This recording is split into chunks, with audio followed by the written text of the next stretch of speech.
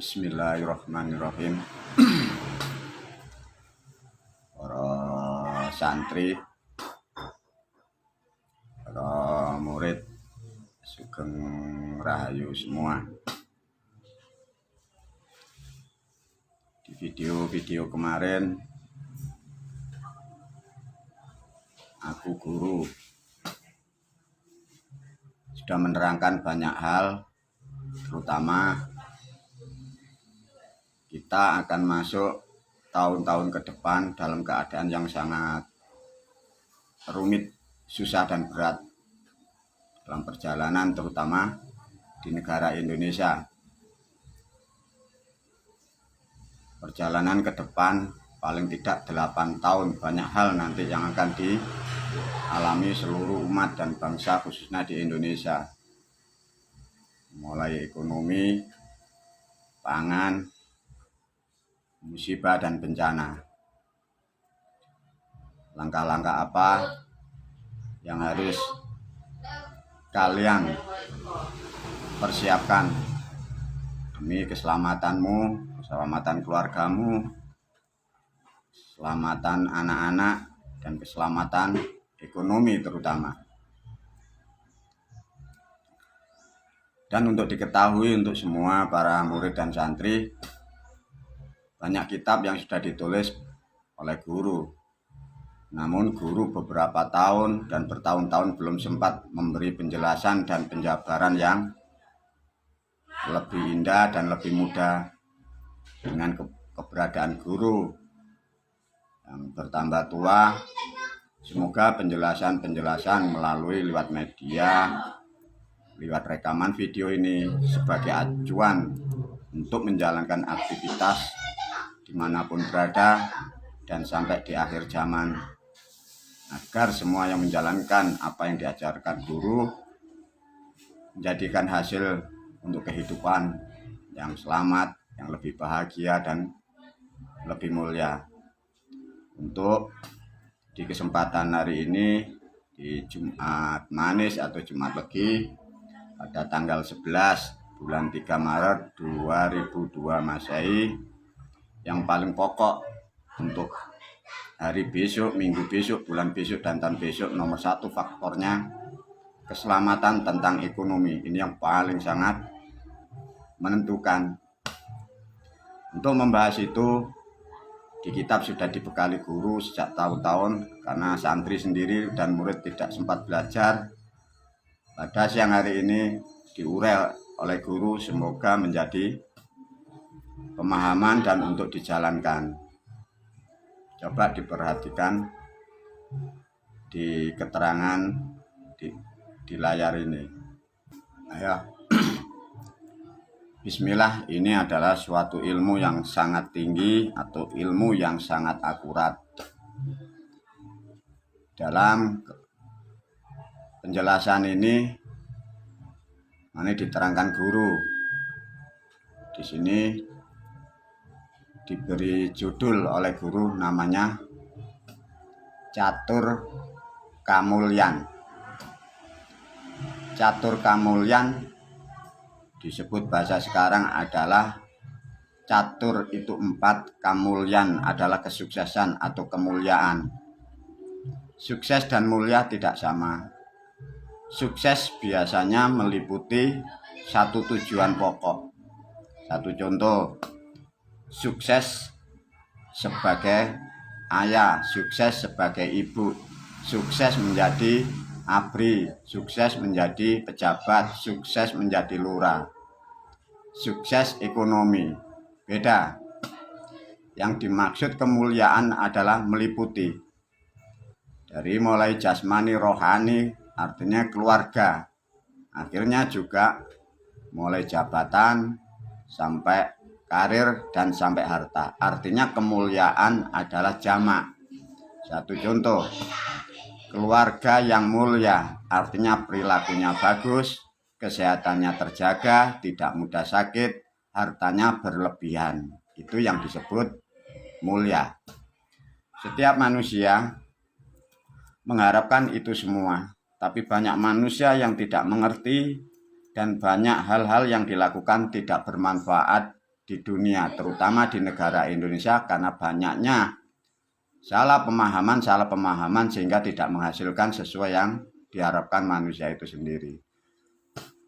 Baiklah para santri, cara memahami konsep ini begini. Di sini ada 4, makanya disebut catur. Di sini ada namanya bentuk seperti piramid tapi terbalik.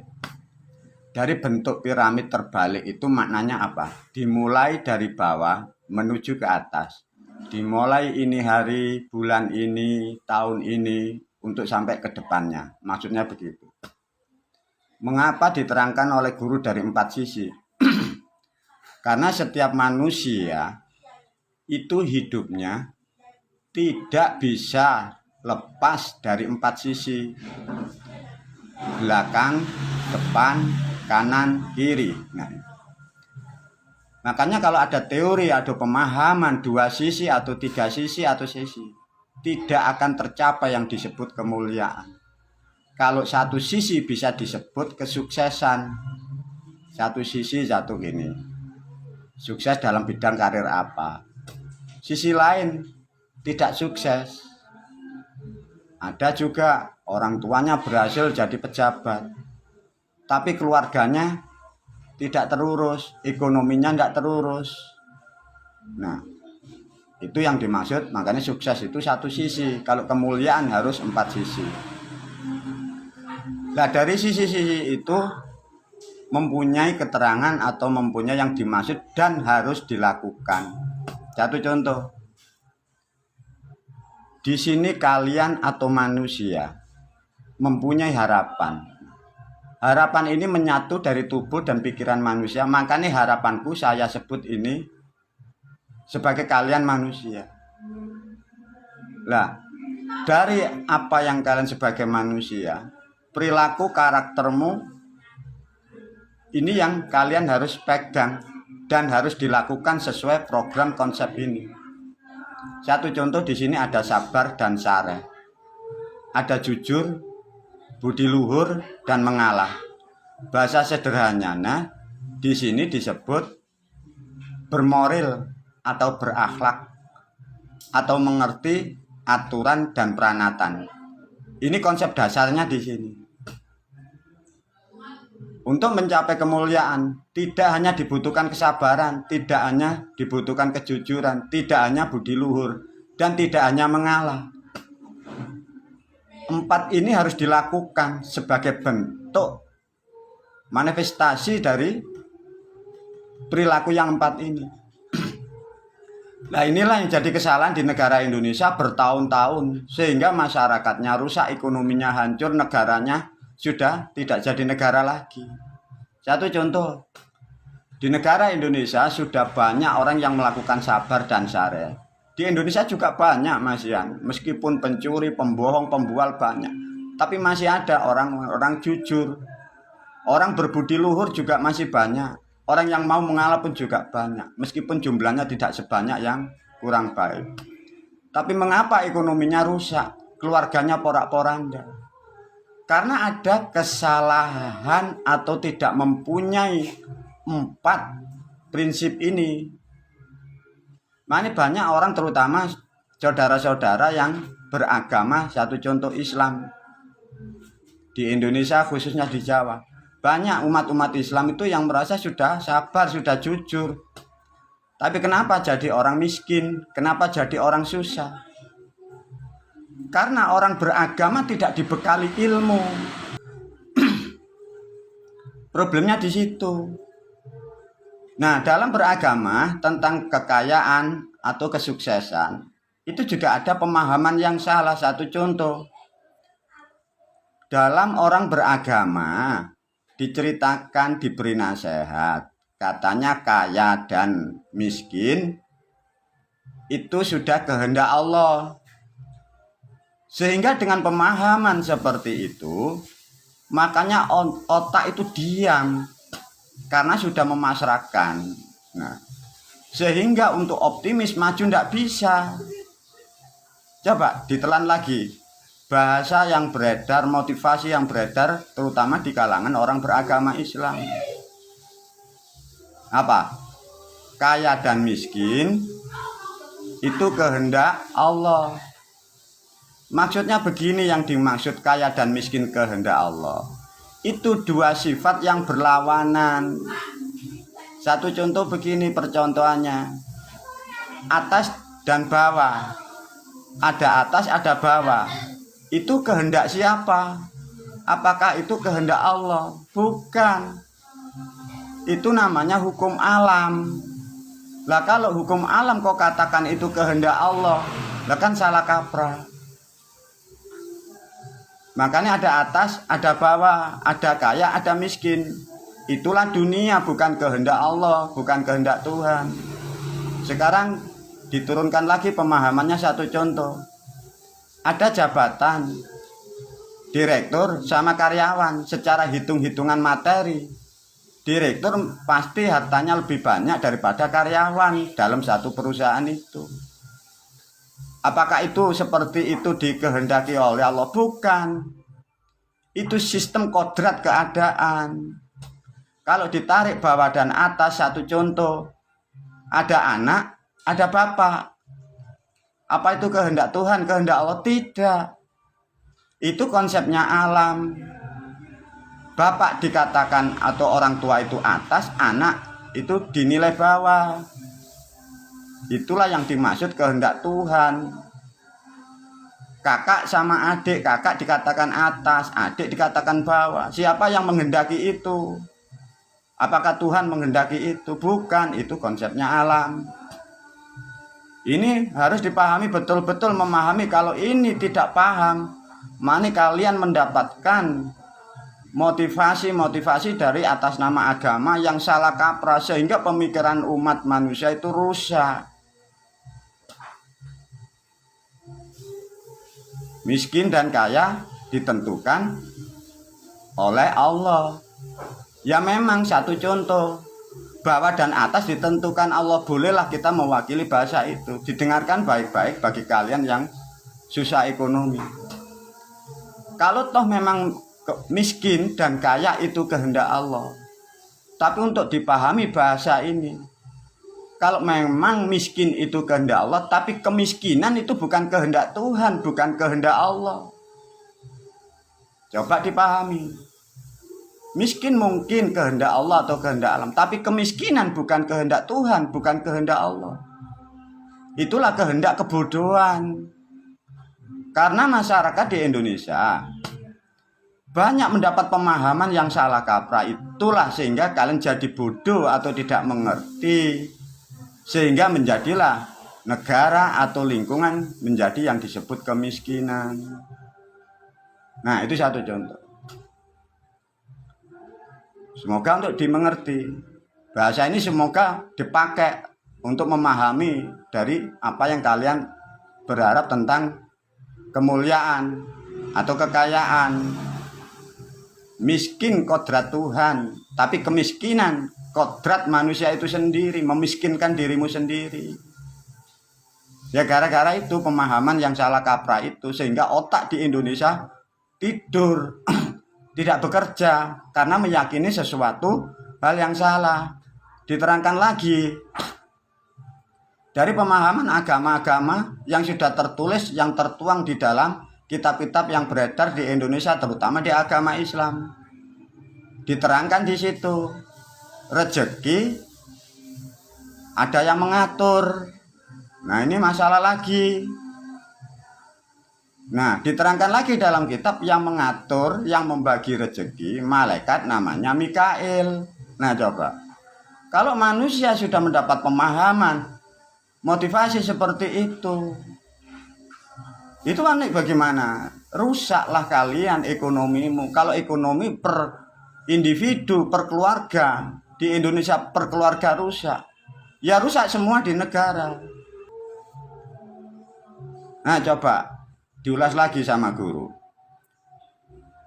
Kalau tadi miskin kehendak Allah, tapi kalau kemiskinan itu kehendak manusia. Nah, di sini rezeki katanya ada yang ngatur. Mengapa rezekimu sedikit atau rezekimu tidak ada? Ya karena kalian manusia yang susah diatur. Nah itu jawabannya ketemu. Makanya sudah dipastikan dari hukum alam dan hukum kodrat, siapapun yang dalam kemiskinan atau dalam kekurangan, itu adalah manusia yang tidak bisa diatur, maunya menang sendiri. Bisa dipakai bahasa ini. Memang kalau berdebat silat, rezeki ada yang mengatur. Kenapa kamu miskin? Ya kamu manusia yang sulit diatur. Nah, otak-otak seperti ini, pemahaman seperti ini di Indonesia, terutama di Jawa, berkembang di mana-mana. Nah, kalau sudah susah, sudah miskin, kalau ada tetangga, ada orang berhasil atau non agama itu berhasil sukses, matanya melotot. Nah, ini semoga buat acuan, buat pemahaman kalian semua. Coba. Tatkala dari pemahaman itu Anda sudah mulai mengerti, di sini ada tiga pemahaman. Di sini ada namanya teman. Nah, teman di sini ada lingkaran kamu. Di sini ada satu tujuan. Dalam bahasa Jawa, motivasi Jawa, itu ada tiga kata. Tapi yang kalian lakukan, yang untuk harus dilakukan manusia untuk mulia, hanya dua. Nah ini bahasa Jawa enak. Wong temen bakal tinemu. Nah dua aja, wong temen bakal tinemu. Untuk berhasil atau tinemu, makanya diterangkan. Duk kene di sini temen. Ya, wong tekun, jadi teman sama dengan tekun. Orang tekun itu menjalankan namanya teken. Kalau teken dilakukan dengan tekun, manusia itu harapan itu nyampe dalam bahasa Jawanya diarani tekan. Untuk menjadi tekan atau nyampe atau berhasil menuju kemuliaan, manusia harus punya namanya teken atau tongkat, dijalankan dengan tekun.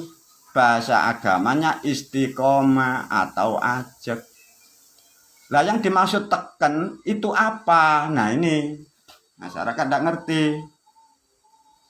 Yang dimaksud teken adalah pegangan prinsip yang harus dilakukan, terdiri dari 4. 1, 2, 3, 4 ini. Itu contoh. Manusia untuk berhasil, untuk kemuliaan, harus punya ilmu.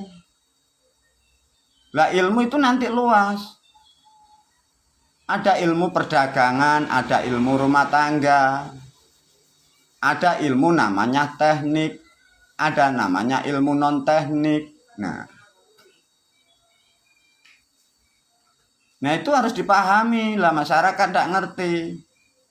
Masyarakat kalau ngomong ilmu ini gambarannya sudah kecenderungan dengan ilmu agama. Satu contoh, orang di Indonesia terutama yang beragama Islam ingin sukses, ingin berhasil, kalau sudah ngomong ilmu kaya, ilmu berhasil, yang dibaca, yang diamalkan suara, disuruh berwirid ya Rahman ya Rahim, ya Rahman ya Rahim. Itu tidak ada hubungannya, itu suara bukan ilmu. Nah, untuk mencapai sesuatu itu bukan suara yang dilakukan, tapi bentuk otentik. Subjek sama objek itu berhubungan. Lah kalau orang hanya ngomong ya Rahman, ya Rahim, Yasin 1000 kali, surat Waqiah 1000 kali, tidak ada hubungannya. Saya terangkan lebih jelas lagi. Yang disebut ilmu adalah sesuatu hukum yang pasti. Ilmu sesuatu yang pasti, berhubung pasti, diterangkan pasti, bisa rasional, bisa diterima akal, pikiran, dan hati. Makanya ilmu itu harus ilmiah, gitu loh maksudnya. Apapun kalau tidak ilmiah, itu namanya bukan ilmu, itu dogma. atau penipuan, atau berhalusinasi. Satu contoh tentang orang mempelajari atau ingin kaya, ingin sukses. Rezeki kok katanya yang membagi malaikat. Nah, di mana keilmuannya? Ditinjau dari ilmu ndak ada. Lah kalau toh malaikat itu yang membagi rezeki, coba di era sekarang, di tahun sekarang 2022. Rezekinya orang-orang yang di pabrik, kerja di kantor.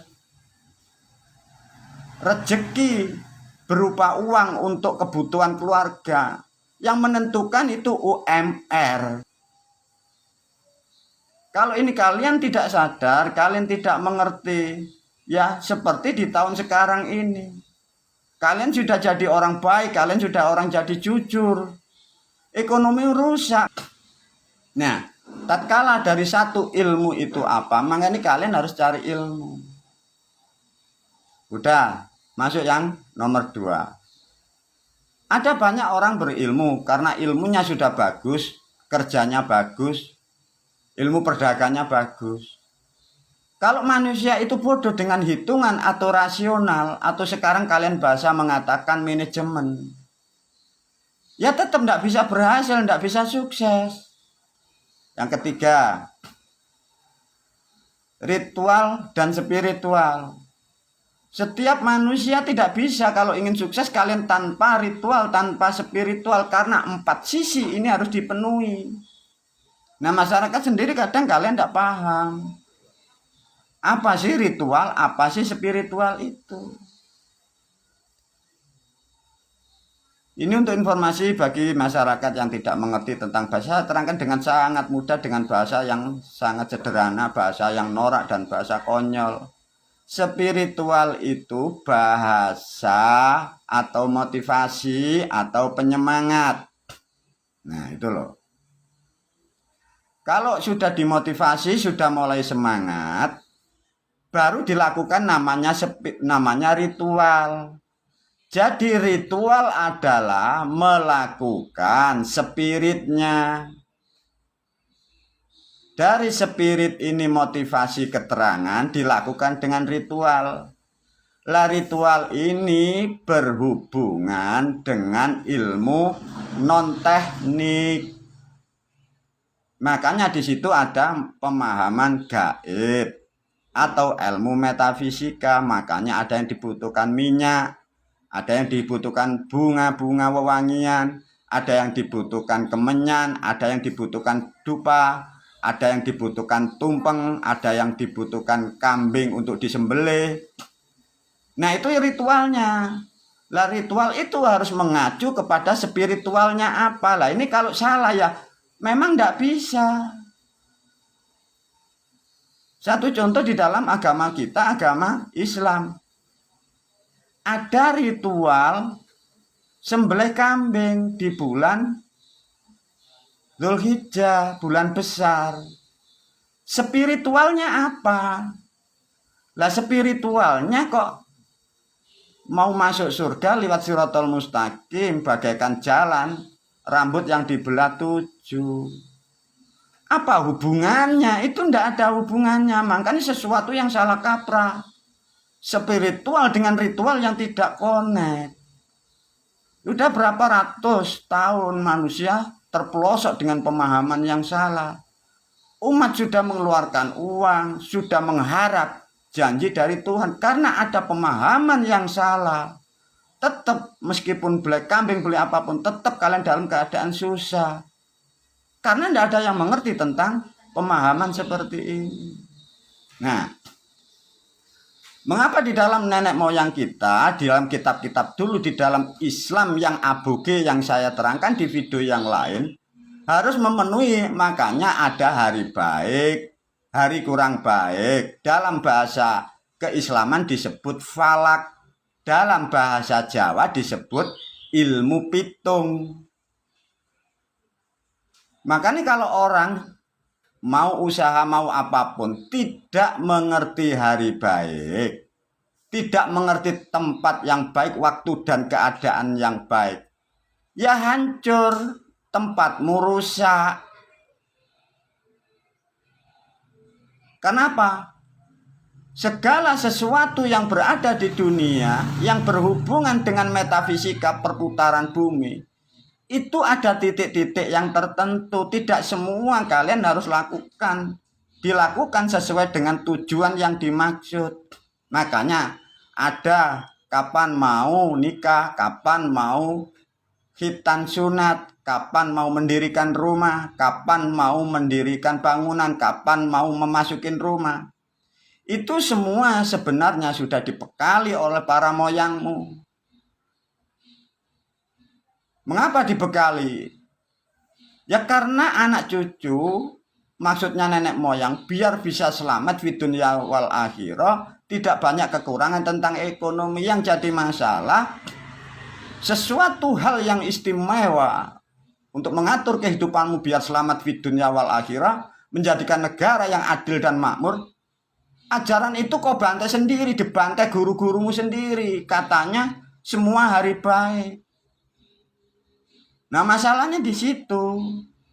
Korban-korban seperti itu. Nah sekarang kembali lagi. Semoga kalian sudah banyak paham, terutama para santri saya.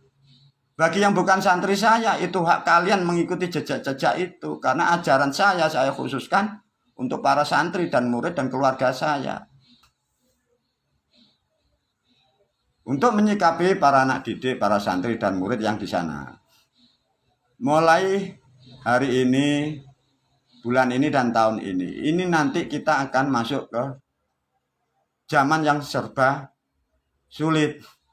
Makanya saya terangkan lagi, bersyukurlah, berbahagialah kalian yang sudah menjalankan program atau ajaran nasihat guru yang sudah bertahun-tahun.